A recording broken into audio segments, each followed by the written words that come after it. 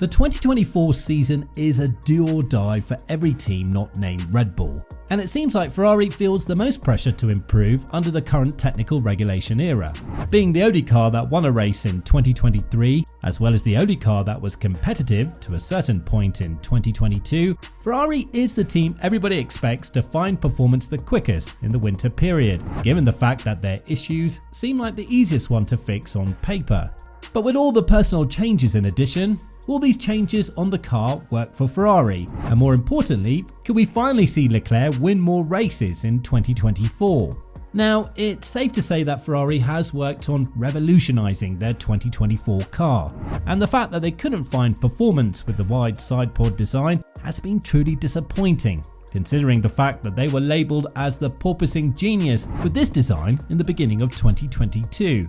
But as time progressed and Red Bull managed to shed more weight on its car, it became obvious that Ferrari would be forced to follow a path that had been carved by the Austrian team, as is the story of every other team on the grid. So, with the initial report saying that Ferrari are going to copy the majority of Red Bull's car, what is to be expected out of the Maranello team? For starters, the front wing is the first part that reports say will be almost the same as the one the RB19 had, and this is something that Ferrari was able to exploit through Haas's upgrades in Austin. Although the American team wasn't satisfied with the major package they brought to their home race, the front wing seems to have done its job to impress the main factory back in Maranello. But apart from this part, Ferrari has a lot more to fix in 2024, something that they have addressed according to Fred Vasseur. As with all teams, the major weakness lies in the floor of the car. Due to a variety of factors, Ferrari had to decide whether it would sacrifice maximum downforce and opt for a better aerodynamic balance, or go the polar opposite in the other direction, something they chose with ease as the first option was definitely the most acceptable one. This, however, adopted a low ride height, which in order to be maximised needs an optimal floor. The SF23's floor has constituted somewhat of a preview of what we're going to see in 2024 as well. But there are a couple of massive changes coming to this part, given the fact that the 2023's version was strongly limited by its architecture, which prevented the development of certain sections like the Venturi channels. The Venturi channels are what Red Bull draws its biggest strength from when it comes to aerodynamic advantage of the car.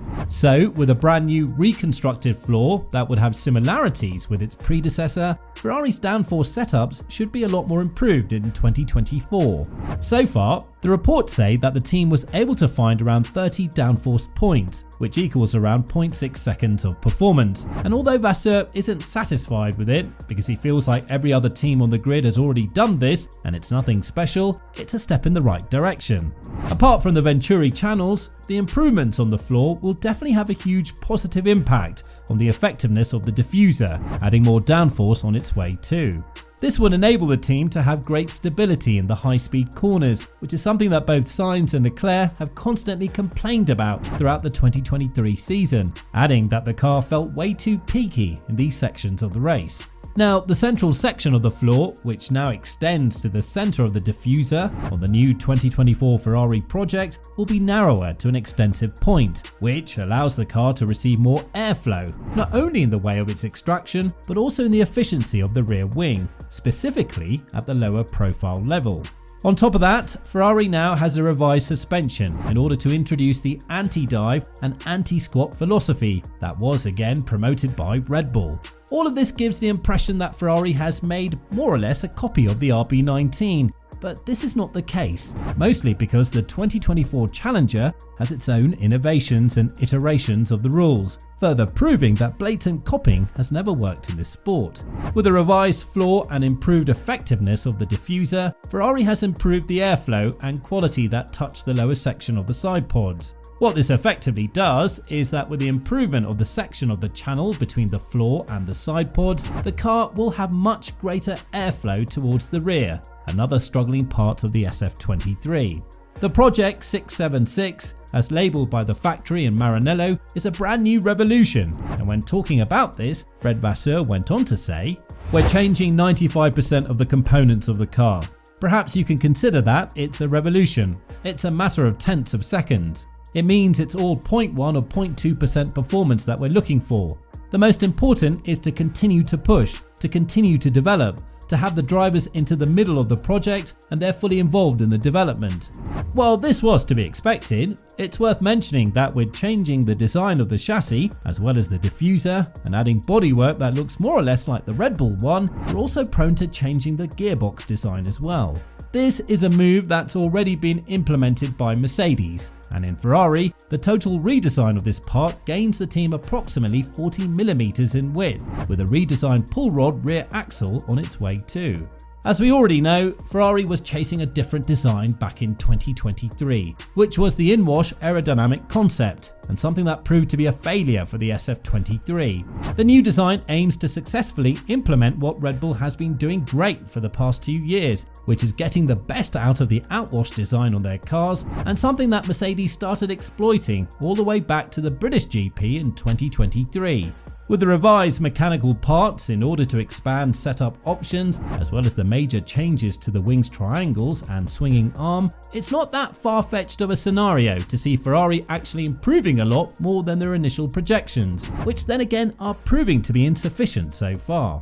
But as we all know, Ferrari does not struggle with the design of the car alone. The human error factor has been quite present in the previous years, and while many believe this would be resolved in 2023, given the fact that Ferrari already turned up with a competitive car back in 2022, it's safe to say that we were all in the wrong. But Fred Vasseur is not to be messed with, and some of the moves he's made have definitely received some positive feedback from social media. One of them is getting totally rid of Iñaki Rueda, the former chief of strategy at Ferrari.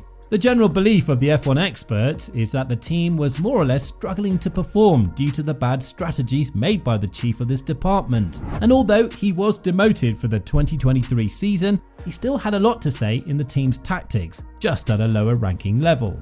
Getting completely rid of him is yet to be proved as to whether it would boost the team's performance or would it yet be another status quo. But be that as it may, Ferrari have some holes to fill in with the departure of their sporting director, Laurent Mekies, as well. Not that these guys have brought too much to Ferrari, considering that the team has been on a mission to restore its old glory for quite some time now.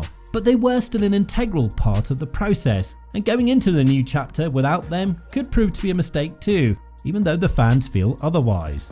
Apart from the car changes, Ferrari is now having some contractual issues they have to fix for the 2024 season, and with both of its drivers expecting to continue the commitment with the Maranello team, this might be something that the team would look to fix as soon as possible. But having two very competitive drivers on the grid has its own pros and cons. And one of the cons is that Sainz, the driver who's considered to be the slightly less favoured driver compared to Leclerc, could be looking into a contract that Ferrari might not be able to provide to the table.